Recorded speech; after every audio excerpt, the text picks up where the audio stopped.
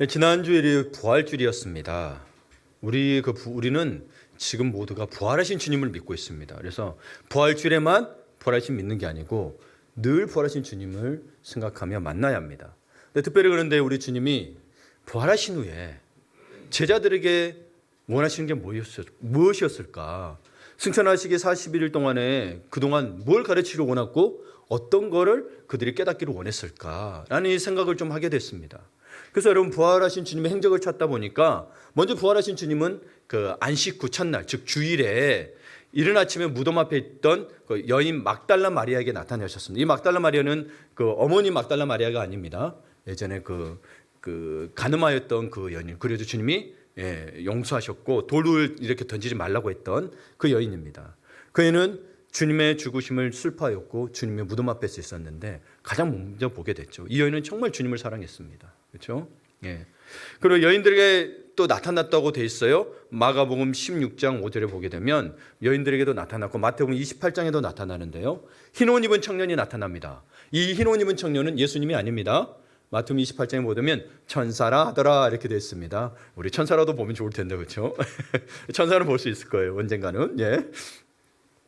그리고 나서 이 여인들은 그 천사를 보고 예수님을 못 만났어요. 그런데 여인들이 이 천사가 말하기를 가서 부활을 알려라 그러니까 예수님의 부활 소식을 알리려고 무덤을 떠나 제자들에게 가는 길에 예수님께서 그들을 앞에 나타납니다. 그들을 만나기 위해서 그분이 갑자기 뿅 하고 나타납니다.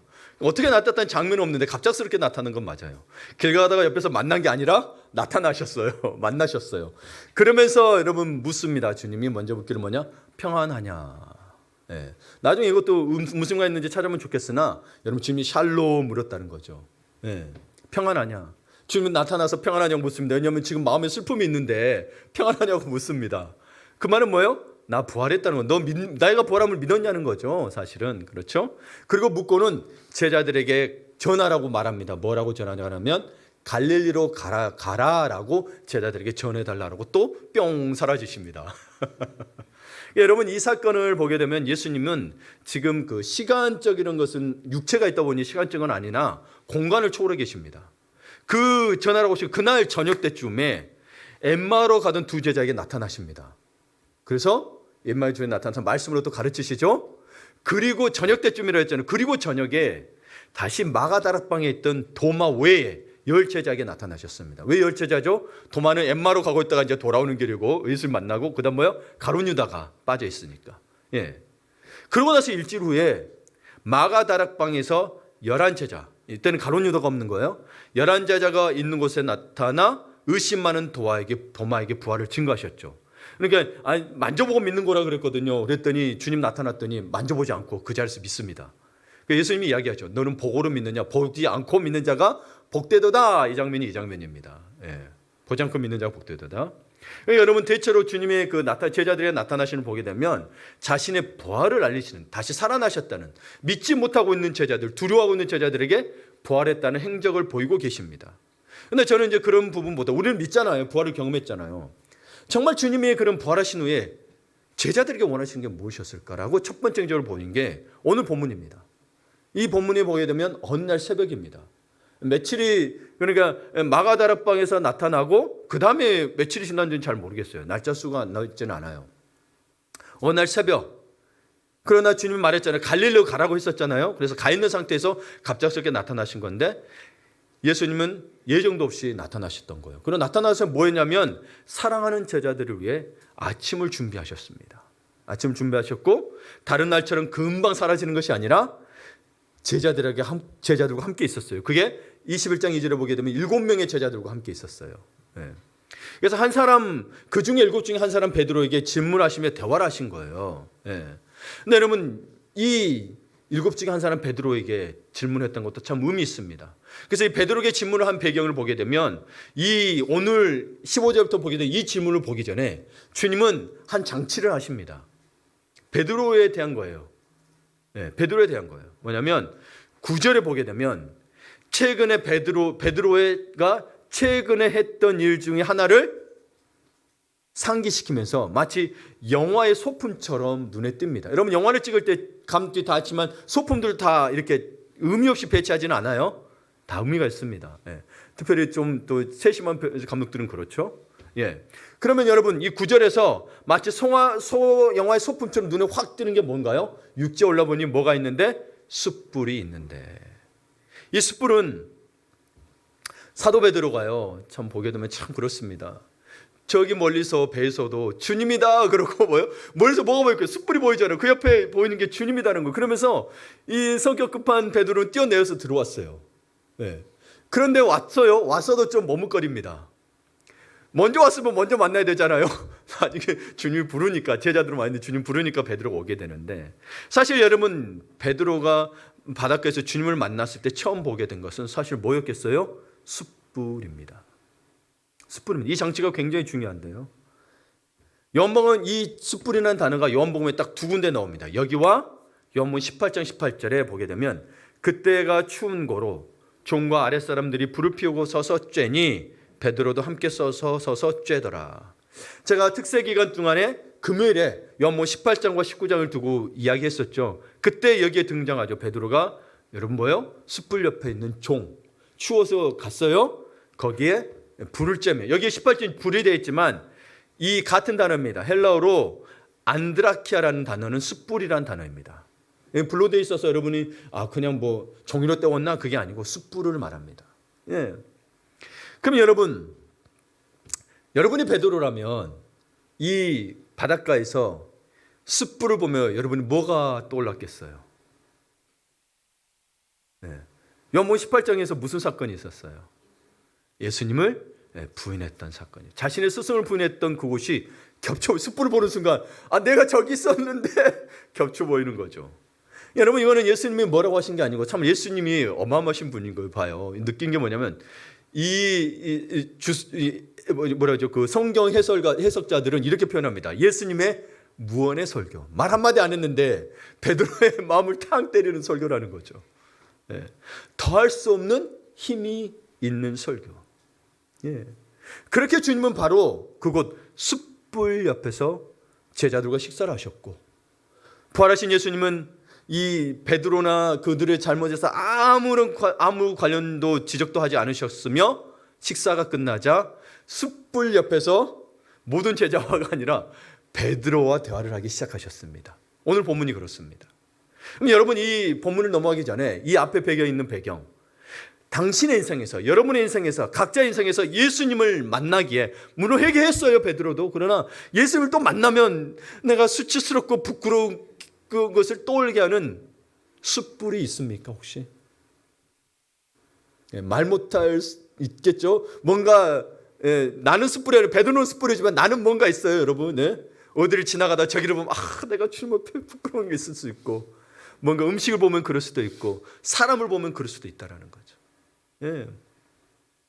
여러분 이 장면에서 여러분이 베드로라면 어떻겠습니까? 저는 베드로였다면 식사를 다 한 다음에 이제 주님이 말씀하시겠지. 야, 너 왜 나를 부인했어? 라고 물을 거라는 그 질문 때문에 온통 저는 어떤 대답을 할지 온통 골몰이하고 있었을 것입니다. 여러분은 어땠을 것 같습니까? 그냥 예수 만나서 좋았을 것 같습니까? 물론 좋지요. 근데 머릿속은 뭐예요? 그 질문에 어떻게 대답해야 되지?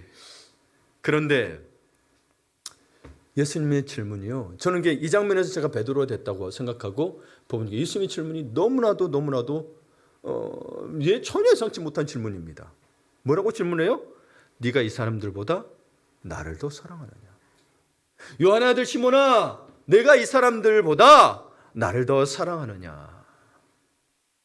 예수님의 이 첫 번째 물음에는 예수님을 부인했던 베드로의 모습이 아니라 이미 주님은 아시는 거예요. 물론 세 번째 가서 모든 것을 아시는 주님이라고 이야기하지만 이미 주님은 알고 있다는 게 이미 깔려 있어요. 예. 여러분 봐보세요. 베드로가 그 숯불 옆에서 제사장의 새벽에 제사장의 뜰 옆에서 추워가지고 이러고 있는데 예수님은 저기 제사장 그 앞에서 뭐하고 있었냐면 뭐예요? 서로 질책을 받고 있었어요. 예수님은 못 보는 거리예요. 이 중간에 요한이 있었어요. 그래서 요한이 기록하고 있는 거예요. 예수님은 모를 거란 말이죠. 근데 예수님은 아세요.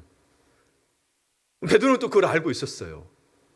그 장면이 떠올르다 보니 예수님은 그러니까 예수님은 베드로가 그런 모습을 다 알고 있는 상태에서 물어보는 거예요. 근데 물어보는 게 뭐냐면, 베드로 네가 나를 배신했지가 아니라 여전히 다른 제자들을 능가하는, 여전히 주님에 대해서, 그리스도에 대해서 기뻐하시고 사랑하는 그 확신이 들어있는 상태에서 질문하신 겁니다. 주님은 베드로의 마음을 아시고 질문하신 거죠. 그리고 여러분, 그 자리에 제자들이 있었어요. 그러면서 물으면, 이 사람들보다, 마치 이 사람들은 없는 것처럼 이 사람들보다 나를 더 사랑하느냐라고 베드로에게 개인적으로 묻습니다. 지금 이 자리가 그렇습니다. 여러분, 예배가 이와 같습니다. 여러분, 우리는 부활하신 주님을 만난 자들입니다. 부활하신 주님은 늘 여러분에게 묻습니다. 공동체로 드리는 예배 가운데 와서도 묻습니다만, 이 자리에서 개인적으로, 다른 제자들이 있지만 개인적으로 여러분에게 묻습니다. 네가 이 사람들보다 나를 더 사랑하느냐? 가정에서 묻습니다. 여러분의 자녀보다, 여러분의 남편보다, 여러분의 아내보다, 손자, 손녀보다 나를 더 사랑하느냐? 직장에서 묻습니다. 물질보다, 눈에 보이는 이 많은 물질보다 나를 더 사랑하느냐? 라고 묻습니다. 여러분, 이 말에 오해를 마시는 게, 가정도 필요 없고 직장도 필요 없고 돈도 필요 없단 말이 아니에요. 그보다 더 나를 사랑하느냐라고 묻고 있는 겁니다. 없을 수도 있죠, 그렇죠? 있을 수도 있고. 이게 있고 없고가 중요한 게 아니고, 근데 있음으로 말미암아 뭐예요? 내 마음이 다른 데 뺏기고 있는데 여러분에게 늘 묻습니다. 너 나를 더 사랑하느냐? 네, 정말. 그래, 요한의 아들 시몬아, 이 자리에 여러분의 이름을 넣으시는 거예요. 형태야, 네가 이 사람들보다 나를 더 사랑하느냐? 형태야, 네 자녀들보다 나를 더 사랑하느냐? 여러분 이름을 넣어보세요. 형태야, 네 통장의 잔고에 있는 돈보다 나를 더 사랑하느냐? 라고 묻습니다. 여러분은 어떻게 대답하시겠어요? 예, 우리가 대답 못할 줄 알고 베드로가 먼저 2000년 전에 먼저 이야기했습니다. 15절 볼까요? 같이 읽어볼까요? 이르되 주님 그러하나이다. 내가 주님을 사랑하는 줄 주님께서 아시나이다. 아멘. 여러분, 이것을 한번 더 생각해 보세요. 여러분은 정말 이 고백을 할 수 있습니까? 내가 주님을 사랑하는 줄 주님께서 아시나이다라고 진실로 고백할 수 있습니까? 근데 베드로가 참 정말 사랑했다는 게 느낀 뭐냐면, 자신의 마음을 살피시는 분께 판정을 맡겼어요. 내가 주님을 사랑하는 줄이라고 하죠. 우리 같으면 여러분 애매하잖아요. 내가 주를 사랑하는 줄, 그렇지 않은 줄 주님께서 아시잖아요 라고 좀 뭐랄까요, 나는 모르는데 주님 아시잖아요 라고 이렇게 조금 애둘러 말할 수 있는 부분이 있는데, 다윗은 자기가 주님을 사랑하는 확신이 있었습니다. 내가 주님을 사랑하는 줄 주님께서 아시나이다라고 대답했습니다. 여러분, 그러니까 이건 베드로가 주님을 사랑한 것도 맞지만 뭐요? 또 자신을 사랑하는 것을 주께서 알고 계신다고 믿었기 때문에 가능한 거죠. 이 질문을. 여러분, 주님은 모든 것을 아십니다. 우리는 이미 알고 있습니다. 그러니까 여러분, 사실 이 베드로는 어떤 고백으로 했냐면, 자기가 주님을 배신했던 이 마음에 대해서 주님이 다 할 거란 것도 알고 있었어요. 확신이 있었어요. 아직 만나서 이야기한 적이 없는데도 불구하고 이미 주님은 그런 거 알고 계셨고, 자기가 물으신다는 사실을 어찌 보면 알고, 숯불 보고 이미 떠올렸을 거예요. 숯불 보고. 그러면서 베드로의 고백은, 내가 주님을 사랑하는 줄 주님께서 아시다는 이 고백에는, 그 예전에 자기가 나는 주님에 가시면 옥이라도 가겠고 내 목숨이라도 바치겠습니다라는 자신만만했던 그 모습이 아니라, 주님, 나의 사랑은 주님이 마땅히 받으셔야 할 만큼의 사랑에 도저히 미치지 못합니다 라는, 정말 자신의 어떤 그 자신을 발견하고 하는 고백인 거예요. 왜 그러겠어요?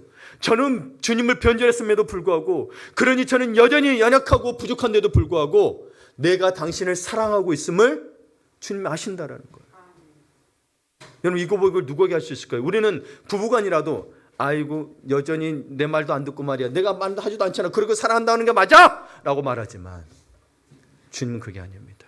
우리의 연약함을 알면도 불구하고, 내가 이전처럼 자신만만하고 어찌 보면 그때 정말 내가 뜨거웠던 것들에 대한 주님은 아셨던 거예요. 야, 그거 네 자만심이야. 너 아직 교만한 거야. 나를 진짜 사랑한 게 아니야. 라고 알고 있었음에도 불구하고 지금 이 순간에 고백을 받아주십니다. 가장 어찌 보면 내가 비참하고 주님 배신했잖아요.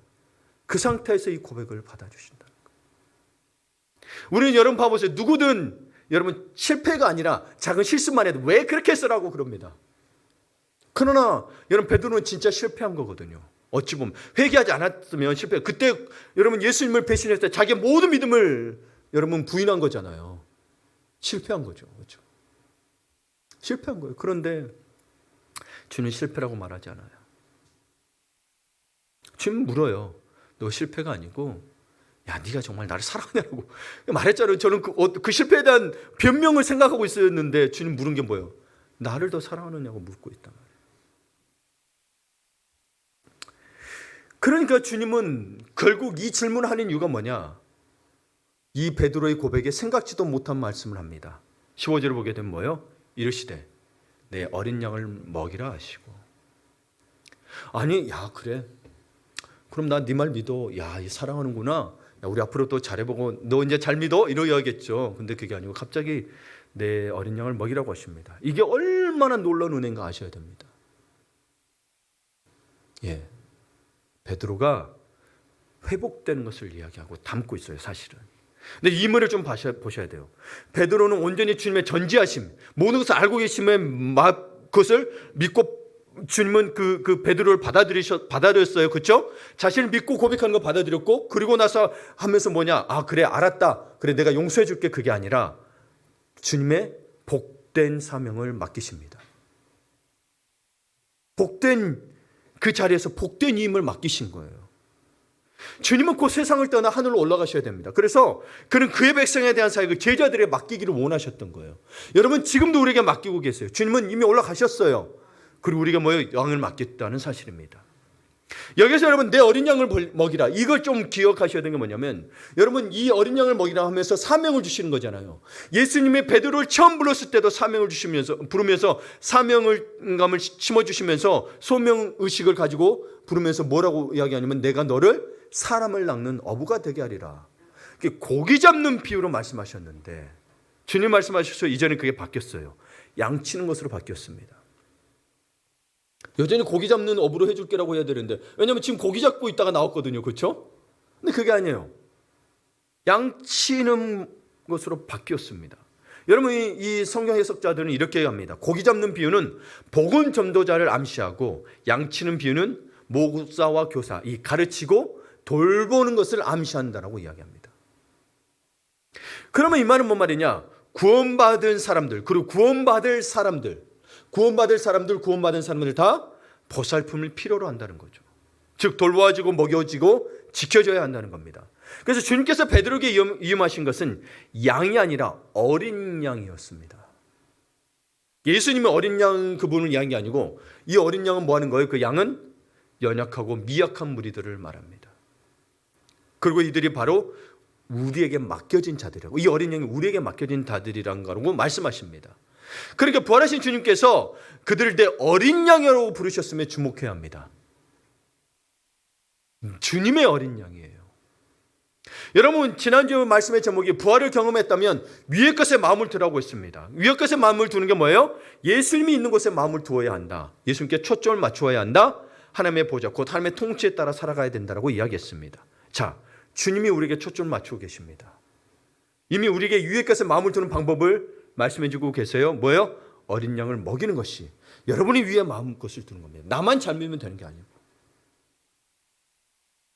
연약하고 미약한 이들을 돌보는 것이 위의 것에 마음을 두는 거고 그것이 예수님을 따라가서 하는 삶이라고 이야기합니다. 그럼 여러분 여기에서 우리는 한 질문을 먼저 던져야 됩니다. 당신은 어린 양입니까? 예수님을 사랑하는 제자입니까? 예.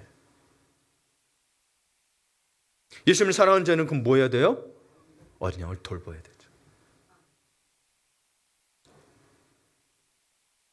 주님이 또 두 번째 묻습니다. 요한 아들 시몬아 네가 나를 사랑하느냐 하시니 16절을 보게 되면 부활하신 예수님의 두 번째 물음은 주님께서 주님을 믿는다고 고백하는 모든 사람들 그 각자에게 묻고 계시는 말씀입니다. 그래서 여러분 첫 번째에서 들어있던 게 빠져 있죠. 이 사람들보다가 빠져 있습니다. 그래서 여러분 그 자리에 뭐요? 있던 나머지 제자들에게도 각각 묻고 있는 거예요. 각각 묻고 있는 거예요. 네가 나를 사랑하느냐? 요한의 아들 시몬아, 바요나 시몬아, 네가 나를 사랑하느냐 묻는 이 질문에는 다른 나머지 제자들도 포함되어 있고 우리도 포함되어 있습니다. 우리는 좀 오락가락해야 됩니다. 베드로가 됐다? 그 제자들이 됐다. 어떤 자리에 있냐는 거예요. 어떤 자리인지는 모르겠습니다. 나는 베드로의 입장입니까? 아니면 제자의 입장입니까? 그러나 똑같습니다. 묻는 건 뭐예요? 네가 나를 사랑하느냐? 여러분 정말 예수 그리스도를 사랑하는가라는 이 질문은 우리 기독교인에게 굉장히 중요합니다. 그래서 여러분 영국의 기독교 작가이며 성경 연구가인 아스터 핑크는 그의 책 요한복음 강의에서 이런 글을 썼습니다. 하나님 앞에서는 사랑의 결핍으로 인하여 여전히 죽은 자로서 마침내는 지옥 구덩이로 내려가게 된다. 좀 어렵죠? 제가 풀고 말하면 하나님 앞에서 사랑의 결핍, 예수 그리스도를 사랑함이 정말 없다라면, 부족하다라면 당신은 여전히 죽은 자라는 거예요. 믿음이 없다는 게 아니고 교회 왔는데 산자가 되어야 되는데 뭐예요? 여전히 죽은 자라는 거예요. 그런데 이게 어떤 결과를 낳느냐? 지옥 구덩이로 간다는 거예요. 강력한 질문입니다. 그러니까 이게 왜 그러냐면 여러분 우리에게 예수 그리스도를 사랑하는가 이 질문은 이것이 예수 그리스도를 사랑함이 없다면 우리 기독교 정신에는 아무런 생명력이 없는 겁니다. 내가 열심히 봉사하고 내가 열심히 헌금하고 할지라도 여러분 예수를 사랑함이 없다면 밖에서 아무리 선한 삶을 살았다 할지라도 예수를 사랑이 없다면 아무런 생명력이 없다고 하는 겁니다. 우리는 예수의 생명력으로 말미암아 선을 베풀고 모든 걸 하기 때문입니다. 네. 그게 에베소서에 기록되어 있어요.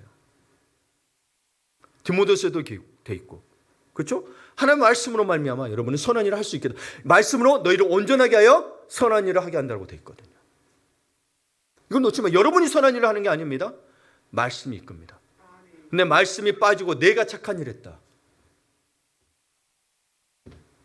그건 그냥 착한 일 한 겁니다. 나쁜 건 아니에요. 나쁜 건 아니에요. 그러니까 여러분 우리가 만약에 예수 그리스도의 사랑이 없으면 나는 마치 밀랍 인형과 같다는 거예요. 제가 미국에 있을 때 밀랍 인형 그 전시장이 있어요. 여러분 진짜 사람 같습니다. 아주 예쁩니다. 반짝반짝 빛나고 피부에 잡티 하나 없습니다. 밀랍으로 만들었기 때문에. 진짜 사람 같아요. 촉감도 뭐 이렇게 부드러운지 몰라요. 그런데 여러분 그들에게 없는 게 있습니다. 뭐예요? 생명력이 없죠. 그들은 영원히 늙지 않습니다. 근데 생명력이 없습니다. 한 교회 지도자는 이렇게 말했습니다. 사랑이 없는 곳에는 생명도 없다. 근데 칼빈도 비슷한 말을 했습니다. 함께 읽어볼까요? 사랑이 없는 곳은 하나님의 영이 다스리지 않는다. 존 칼빈. 네. 그래서 바울 사도도 이야기했죠. 사랑이 없으면 네가 천사의 말을 할지라도 울리는 꽹과리와 같다. 그러니까 아무리 좋은 소리 해봐야 옳은 소리 해갖고 당신이 이러면 안 돼요, 당신은 저러면 안 돼요 해봐야 사랑이 없으면 뭐요? 울리는 꽹과리라는 거죠. 하나님의 영이 없다는 겁니다. 거기는 생명이 없다는 겁니다.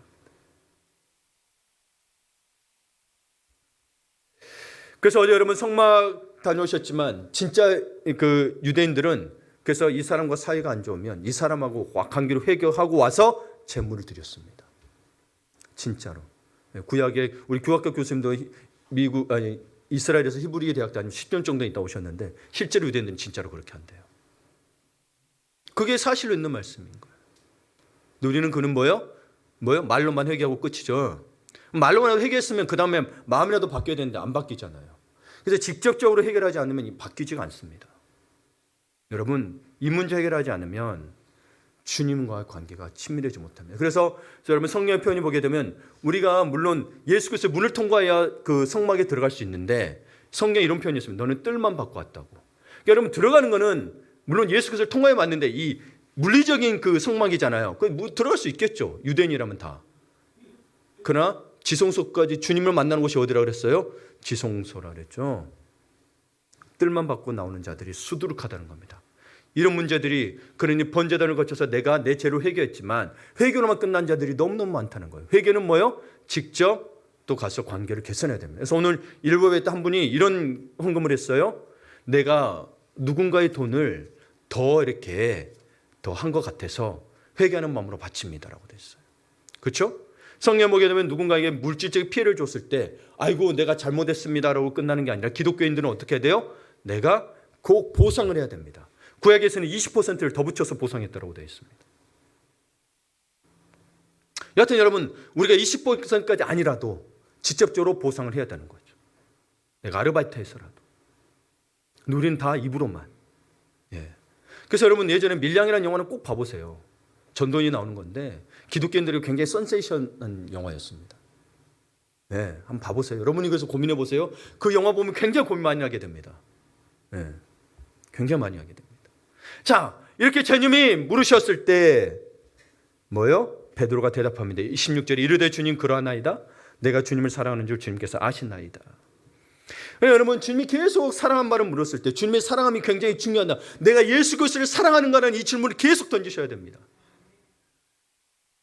그러면서 여러분 저는 이 베드로의 두 번째 질문을 통하여서 제가 베드로는 아니지만 저라면 어땠을까? 이 두 번째 질문에서 이런 마음이 갑자기 들었어요. 우리의 마음에는 늘 무거운 짐이 있다.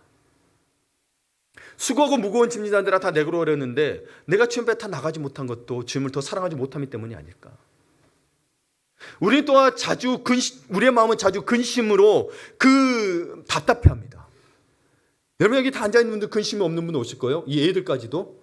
네. 아이들까지 다 있을 거예요. 그리고 여러분 어른들일수록 남모르는 상처로 고통스러워 울고 있는 이들이 꽤 많습니다. 그래서 책 제목도 어떤 그 상담학자 제가 책 쓴 게 있는데요.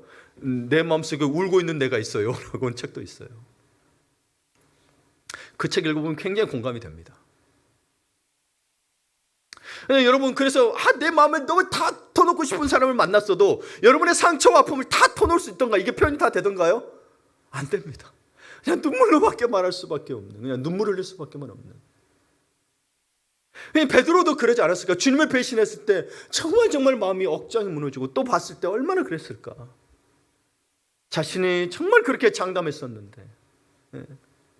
그러나 이 베드로를 보고 느껴야 되는 게 뭐냐면 베드로가 그래서 주님을 피하지 않았습니다. 피하지 않고 주님을 바라보면 뭐라고요?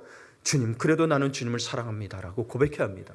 아니 여러분 이렇게 고백하다 보면 뭐라고 하냐면 주님 내가 다른 거 해봤는데요 주님밖에 사랑할 수밖에 없습니다라고 고백하게 됩니다. 진짜 사람에게 믿고 갔다가 배신당한 적이 한 분이 아니죠. 한두 번이 아니죠. 부부관계라도 마찬가지예요. 여러분 그래서 내가 주님을 사랑함으로 여러분 이 고백이 왜 중요하냐면 주님은 베드로의 상처를 완벽히 치유하고자 원하셨던 거예요. 그러나 우리는 여러분 세상의 그 어떤 것으로도 남모르는 여러분의 상처와 아픔을 다 치유할 수 없습니다. 그런데 주님을 사랑한다는 이 진심 어린 한마디가 굉장히 중요한데 근데 여러분 저는 과거 동안 어떤 고백을 했냐면 내가 주님을 사랑할 생각을 안 하고 어떻게 했냐면 주님 나 좀 사랑해 주세요. 주님 사랑하는 거 알아요. 근데 내 마음의 상처가 사라지게 나를 더 사랑해 주시오로만 고백했던 거예요. 내가 주님을 사랑할 생각은 안 하고 마음과 뜻과 정성과 목숨을 다하여 주 너의 하나님을 사랑할 생각은 안 하고 주님 나 피해 많이 받고요. 나 힘들고요. 주님 믿는데 이 정도는 주님 해주셔야 되는 거 아니요라는 그 어떤 변명 속에서 주님이 나를 사랑해 주기만을 바랬습니다. 해결 안 됐습니다. 늘 외롭고 힘들었습니다. 그런데 그것도 내 힘으로 안 되는 거예요. 주님의 때가 있나 봐요. 그때 해주시면 좋은데 그게 아닌 거예요. 주님을 사랑하는 마음이 생기면서 주님을 사랑하니 여러분 뭐 고통은 좀 남았겠죠. 뭔 일이 있는가도 기억도 안 나. 뭔 일이 있었던 것 같은데 힘든 일이 있었는데 뭔 일이었더니 기억도 안 나. 저 사람이 뭐 한 것 같은데 뭐인지도 모르겠어. 그리고 뭔가 나를 힘들고 해요. 그럼 제가 지난주에 고백했잖아요. 지한아 그럼 저보고 당신은 참 너무 뭐랄까요? 너무 뻔뻔한 것 같다고 그랬잖아요. 네, 그렇게 돼요. 이게 내게 더 이상 상처나 아픔이 되지가 않아요. 주님을 사랑하면. 그래서 우리에게 주님을 사랑하는 게 굉장히 중요합니다. 근데 우리 많은 그리스도인들이 주님을 사랑함에 대해서 굉장히 놓치고 있다는 사실 아세요? 누군가가 조금만 말해도 상처받고요. 당신이 뭔데 나한테 그렇게 이야기하냐고 그러고요. 여러분 다 주님을 사랑하지 못하면서 받아요. 그게 나에게 상처가 되기 때문에 내가 내게서 가시가 되어서 나타나는 겁니다. 근데 그런 게 무슨 상관이에요? 여러분 주님 사랑 그게 내가 무시받던 말도 무슨 상관이에요? 예. 저 사람이 내 가족 아닌데 나한테 뭐 달라고 해도 무슨 상관이에요? 주님 사랑, 주님 안에서 단 가족이라면서요. 정말 주님을 사랑하냐고 여러분은 저에게도 묻고 여러분에게도 묻고 있는 겁니다. 정말 주님을 사랑하세요? 그럼 더 이상 그게 아픔이나 상처가 되지 않고요. 주님을 진짜 사랑한다는 이 고백 한마디에 당신의 영혼과 삶의 대지에 앞으로 인생에 생명의 봄비가 계속 내린다니까요. 네. 힘들어도 재밌어요. 그러니까. 왜? 주님 때문에. 세상이 재밌는 건 아니에요. 여행 가서 재밌는 게 아니고요. 주님이 나를 여행 가게 해줘서 재밌는 거예요. 그러니까 여러분 교육 빠지고 가고 싶지는 않은 거예요. 예를 들면. 그렇죠? 예배 빠지고 가고 싶지 않은 거예요. 여러분 얼만큼 주님을 사랑하세요? 여러분 사랑이 뭐라고 생각하세요? 그리고 사랑은 일방통행이 아닙니다. 사람은 늘 일방통행 같아요. 누군가가 더 크고 누군가가 더 작아요. 근데 주님도 솔직히 어찌 보면 주님 입장에서는 일방통행이에요. 그렇죠? 우리는 그 사랑을 따라갈 수가 없으니까. 그렇죠? 주님은 그래도 우리를 사랑할 수 있도록 해주셨어. 너무 감사해. 여러분 그런 베드로의 또 주님을 산다는 고백에 주님은 은혜로운 답변을 합니다. 이르시되 내 양을 치라 하시고 15절에서는 내 양을 먹이라 하시고 내 어린 양을 먹이라 하시고 여기서는 내 양을 치라 하시고 여러분 이건 다릅니다. 헬라어로도 다르고 영어로 다른데 영어도 다른데 15절은 아르니아라 그래서 feed my lambs 어린 양을 먹이라고 되어 있고 16절은 헬라어로는 파이마이네 그래서 tend my sheep 이렇게 되어 있습니다. 이 치라는 말은 그래서 보다 포괄적인 말입니다. 15절에 먹이라는 말을 이것을 더 포괄적으로 품어서 사용하게 되는데 이 치는 것은 뭐냐면 파이마이네라는 이 헬라 원어에는 근본적으로 규율과 훈련을 함의하고 있습니다. 규율과 훈련이 포함되어 있다는 겁니다. 그래서 양들을 치는데 어떻게 하라고요? 규율과 훈련시킴으로 하라는 거예요. 그냥 먹이는 게 아니고. 그래서 제자 훈련을 하는 겁니다. 주님이 다르게 쓰셨어요. 여러분 생각하기에 예수님이 사랑하냐고 했을 때 베드로가 뭐 필레오로 답하고 아가페로 나중에 답하는데 이거는 여러분 학자들마다 차이가 있는데 저는 좀 받아들이는 게 뭐냐면 당시에는 대상이 달라서 필레오냐 뭐 에로스냐 뭐 아가페가 나왔는데 이 사랑의 개념에서는 똑같았어요. 무슨 말인지 아시겠죠? 그러다 보니까 같은 의미로 사용했다고 저는 그 해석에 더 동의를 합니다. 그래서 중요한 것은 주님이 사랑하는 데서 그러면 사랑하는 거 베드로의 사랑을 다 받아들이는데 뭐요? 점점 더 확장이 되고 있다는 사실입니다. 먹였습니다. 그 다음에 뭐요? 훈련시키라고 이야기하고 있는 그걸 치라라고 이야기하고 있는 겁니다. 그런데 교회는 말씀의 설교내서 하지만 뭐요? 또 여러분을 양육해야 된다는 거.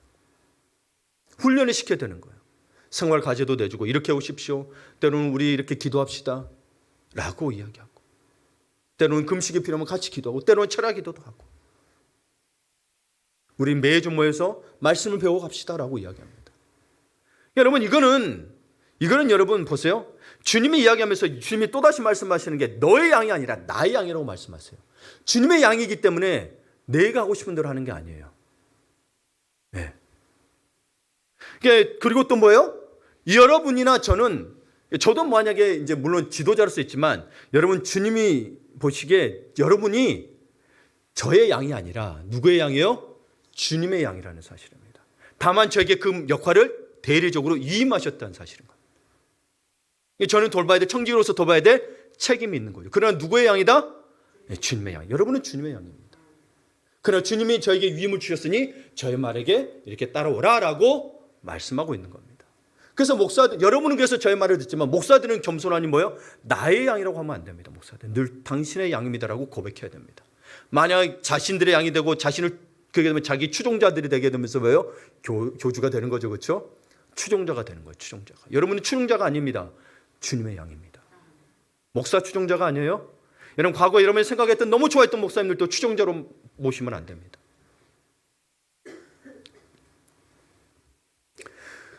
또 주님이 묻습니다. 세 번째 질문합니다. 17절에 요한의 아들 시몬아 내가 나를 사랑하느냐 하시니 예수님의 세 번째 물음은 이 세 번이라는 단어가 좀 그렇습니다. 정말 베드로가 스승을 3번 부인했음을 떠올리게 합니다. 사실 2번만으로도 족하잖아요 우리. 근데 3번 했다는 건 제가 베드로면 이게 떠오를 수밖에. 자기가 3번 부인했거든. 숯불이 있고 숯불 옆이란 말이에요. 그러니 이 세 번째 물음은 또 뭐냐? 또다시 첫 번째도 어찌 보면 공동체 속에서 베드로 개인에게 있다라면 이 물음이야말로 뭐예요? 개인적으로 베드로의 마음 깊은 곳에 예수님을 향한 진실함을 끄집어내는 것입니다. 다 폐지하고 이 사람들보다도 아니고 뭐예요? 네 마음속에 정말 네가 나를 사랑하느냐라고 주님이 재차 확인합니다. 베드로의 사랑을 의심해서가 아닙니다. 베드로를 회복시키기 위해서입니다. 그러자 베드로의 대답이 앞의 것과는 좀 다르죠? 추가합니다. 함께 볼까요? 17절에 주께서 세 번째 내가 사랑하느냐 하심으로 베드로가 근심하여 이르되 주님 모든 것을 아시오매 주님 모든 것을 아시오매 내가 주님을 사랑한 줄을 주님께서 아시나이다. 부활하신 주님이 세 번이나 묻는 것이 베드로가 생각하기에 아니 말이야 주님이 내 마음도 몰라주고 아니 어떻게 세 번이나 물으셨어요? 그때껏 나한테 떠올려고 그런 거 아니야? 라고 마음이 상해서 근심한 게 아닙니다. 근데 우리는 속이 좁아서 세 번 물으면 주님한테 그렇게 따질 것 같아요. 그렇죠? 많은 이들이 실제로 그렇습니다. 아니 목사님 장로님 다 아시면서 왜 물어요? 우리는 그러면 안 됩니다. 베드로는 그것 때문에 마음이 상한 게 아니고요. 그것은 자신의 세 번 거듭되었던 예수님을 분했던 일이 마음에 찔리도록 아직도 아팠던 거예요. 회개하지 않았던 게 아니라 여러분 너무 마음이 아팠어요. 왜냐하면 봐보세요. 주님을 사랑하거든. 깊이 슬펐다는 거예요. 그래서 여러분 주님께서 모든 것을 아신다는 이 베드로의 고백은요. 사실 이 제자에게는 큰 위로가 되었습니다. 무슨 말이냐면 여러분 이 주님께서 당신에 대해서도 여러분에 대해서 모든 것을 아신다는 게 큰 위로가 됩니다. 무슨 말이냐면요. 여러분 베드로가 주님을 분했을 때 사람들에게서 베드로에 대한 반응이나 애정을 볼 수 없었습니다. 그리고 누가 베드로에게 물었거나 뭐 질책하는 게 아무것도 없습니다. 사실 우리는 두려워서 못 묻죠. 그러나 주님은 베드로의 마음을 읽었습니다. 여러분이 베드로였다면 여러분 그 자리에서 정말 베드로가 예수님을 진짜 싫어서 미워서 정말 부인하고 싶어서 부인했던 걸까요? 그 말은 뭔 말이냐? 사랑하지 않아서 부인했던 걸까요? 여러분이라면 그게 아니죠. 그렇죠? 사랑하지 않아서 부인했던 게 아니고 그 일로 하여금 베드로는 자신만만했던 것들이 뭐냐면 자신의 연약하고 두려움이 많은 존재라는 것을 깨닫게 되었던 겁니다. 우리는 모든 것에 자신만만합니다. 내가 저 사람보다 더 낫습니다. 베드로는 그게 깨졌습니다. 자기의 사랑이 다른 사람이 주님을 사랑하는 자기의 사랑이 더 크다고 여겼지만 그래서 나는 오게도 가고 끝까지 주님 목숨까지 버렸다라고 했지만 자기의 사랑이 다른 사람들보다 더 탁월하지 않다는 걸 깨닫게 됐어요. 그러니 내가 사랑하지 않아서가 아니라 나의 연약함이고 나의 부족함에도 불구하고 주님이 다신 내가 주님을 내가 사랑하지 않아서가 아니라 주님이 자신을 사랑해준다 모든 걸 아시고 내가 사랑한다는 걸 알아준다는 것이 정말 큰 위로가 된 거예요. 여러분 많은 이들이 여러분의 사랑을 부인할 겁니다. 야, 너 예수 믿는 사람이 그럴 수 있어? 우리가 사랑하지 않아서가 아니잖아요. 사랑하지 않아서가 아니잖아요. 근데 주님이 아세요. 너가 나를 사랑하지 않아서가 아니라 네가 연약하고 부족하다고. 네가 그것 때문에 마음이 아프다는 걸 알아요. 여러분이 그것 때문에 마음이 아프고 힘들다는 걸 알아요. 그래서 주님이 묻는 겁니다. 네가 나를 사랑하냐고 묻고 있는 이 질문이 굉장히 중요하다는 거예요. 그러면서 뭐요? 베드로가 한 계단 한 계단 겸손의 사다리를 따라 내려오게 하는 거예요. 자신을 비우고 원래 자신만만했던 자신의 모든 것을 비우고 점점 내려오게 됩니다. 그러면서 주님은 베드로에게 사명을 확증해 주십니다. 17절에 보게 되면 뭐예요? 예수께서 이르시되 내 양을 먹이라. 이게 15절 16절을 좀 섞어놓은 것 같죠? 네. 내 양을은 16절에서 15절에서 먹이라 이걸 가져왔던 거예요. 그러면서 예수님이 18절에 바로 이야기합니다. 같이 읽어볼까요? 내가 진실로 진실로 내게 이르노니 내가 젊어서는 스스로 띠뛰고 원하는 곳으로 다녔거니와 늙어서는 내 팔을 벌리니 남이 내게 띠뛰지 원하지 않는 곳으로 데려가리라 하고 19절에 이 말씀을 하시면 베드로가 어떤 죽음으로 하나님께 영광을 돌릴 것을 가르치심이로라. 아멘. 그러니까 여러분 양을 먹이라고 바로 이야기를 해요. 주님의 양떼를 보살피는 일은 오히려 나이가 들어갈수록 궁극적으로 순교의 죽음까지 감당해야 하는 일이라는 것을 경고해 주시면서 동시에 이게 하나님께 영광 돌리는 것이라고 예수님이 말씀하십니다. 그러니까 나이가 들어가면 여러분 직장의 사회적 지위도 내려놓고 그의 직위도 직분도 내려놓을 수 있어요. 그러나 양떼를 돌보는 일은 내려놓는 거 아니에요? 아니라는 겁니다. 그리고 결론적으로 말씀하세요. 봐보세요. 19절 끝에 이 말씀을 하시고 베드로가 이르시되 나를 따르라 하시니. 19절 끝에 보세요. 나를 따르라 하시니. 예. 그리고 22절에서도 다른 제자는 신경 쓰지 말라는 거예요. 베드로는 늘 요한이 신경 쓰였습니다. 라이벌 같았나 봐요. 요한이 신경. 얘는 어떻게 됩니까? 그랬더니 예수님이 22절 끝에 보면 야 네가 무슨 상관이냐. 너는 나를 따르라 하시라고 또 말씀하십니다. 야 거기 신경 쓰지 말고 나를 따라. 그러니까 사명자끼리는 사명자끼리 알아서 가게 되고 우리는 뭘 돌봐? 맡기신 양을 돌봐야 된다. 그러니까 여기에서 우리는 우리에게 각자 주신 사명을 확인해야 합니다. 부활하신 주님이 그 승천하지도 않으시고 우리에게 맡기시고 있다는 이 사실이 굉장히 중요합니다. 이게 우리의 사명이라는 거예요. 우리 모두에게. 그래서 여러분 나는 아직도 내 사명이 잘 모르겠다거나 감당하기 싫은 마음이 있다면 우리는 두 가지를 점검해야 합니다. 주님을 정말 사랑하는가? 주님을 정말 사랑하는가와 자기를 내려놓는 주님 닮은 겸손이 있는가? 주님을 진정 따르며 사명을 감당하기 위해 절대로 필요한 것입니다. 여러분 베드로의 이 고백은 예수님이 예언하신 거죠. 베드로의 미래를. 그러니까 뭔 말이냐면 이제는 더 이상 내가 베드로가 원하는 곳으로 다니는 삶을 살지 않게 된다는 거예요. 지금 여러분 원하는 대로 하고 있죠? 원하는 곳에서 다니고 있죠? 젊은 날에는 네가 원하는 곳에서 네 방식대로 양을 돌보거나 안 돌볼 수 있다라는 거예요.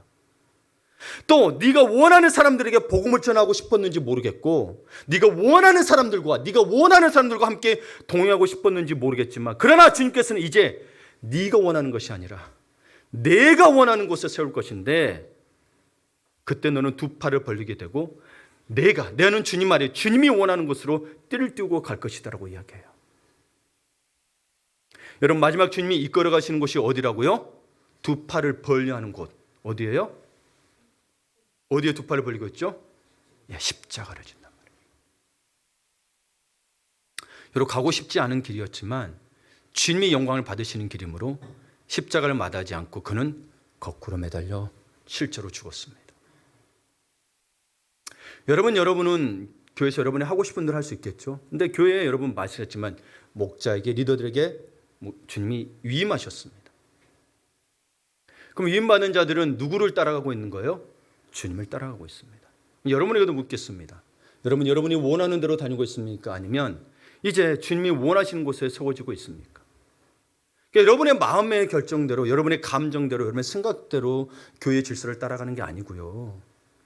주님이 원하시는 질서대로 따라가야 합니다. 어느 공동체나 마찬가지입니다. 신앙 공동체는.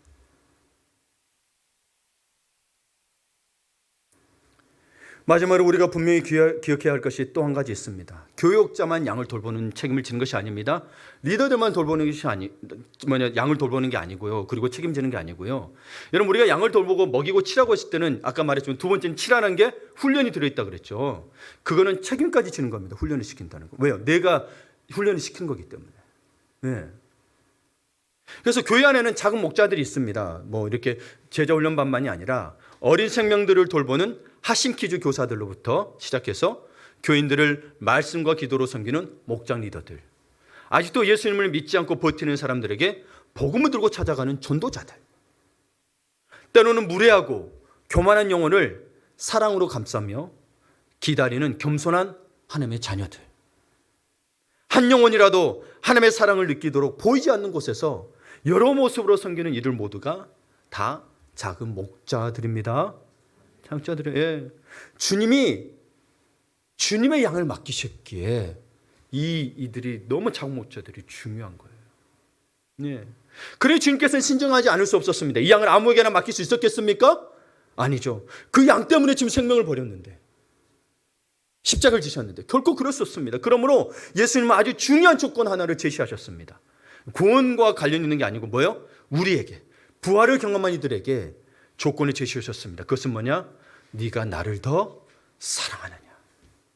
네가 나를 더 사랑하느냐는 조건을 걸어주셨어요. 예수님은 자기를 사랑하는 자에게 양을 맡기신다는 거예요. 그래서 사랑하지 않고 맡은 이들은 여러분 반드시 깨지게 돼 있습니다. 우리는 그걸 다 모르죠. 주님이 아시죠, 사실은. 근데 왜 깨진지 아세요? 그 일이 너무나 힘들기 때문입니다.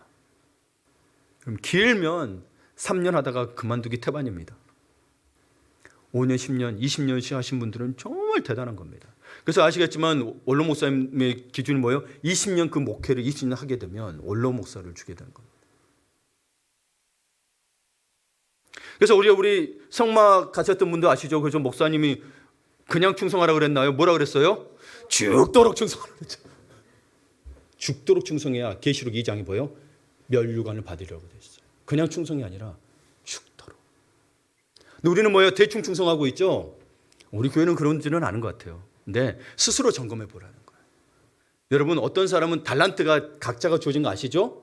그러니까 나는 15달란트인데 1달란트만 할 수도 있다는 거예요. 그럼 그 죽도록이 아니라는 거예요. 네. 세상 일에 돈 벌려는 건 5달란트, 10달란트 이상 하는데, 그렇죠? 주님의 일에 여러분 맡기신 일을 다 하시기를 바랍니다. 예. 그래서 여러분, 다른 누구보다도 주님을 더 사랑하는 것, 이것은 이 사랑이 주님의 양을 먹이는 유일한 조건이자 자격이라는 것을 말씀하시고자 하신 거예요. 양을 아무나 먹이는 게 아니고 뭐요? 정말 주님을 사랑하는 자. 그래야 이웃을 사랑할 수 있거든. 이게 다 연결해요. 그래서 베드로가 주님을 사랑합니다라고 고백했을 때 비로소 주님은 자기 양을 먹이라고 하셨다는 사실을 명심하십시오. 주님을 사랑하십니까? 그러면 양을 먹이는 일을 기뻐하셔야 됩니다. 뭐 기뻐하지 않을 수는 있어요. 그러나 뭐요? 순종을 하셔야 됩니다. 베드로처럼 주님을 사랑하는 힘으로 젊음을 보내고 늙었을 때는 잘 마무리하는 아름다운 은혜가 당신에게도 있기를 바랍니다. 젊었을 때는 주님의 양들을 돌보는 일에 쓰임받고 늙었을 때는 죽음으로 하나님께 영광 돌리는 삶을 살 수 있다면 얼마나 멋지겠습니까? 예, 주님을 사랑합시다. 사랑하면서 승리합시다. 예, 사랑이 승리입니다. 주님께서 이와 같은 은혜를 당신에게도 주시기를 간절히 축원합니다. 아멘.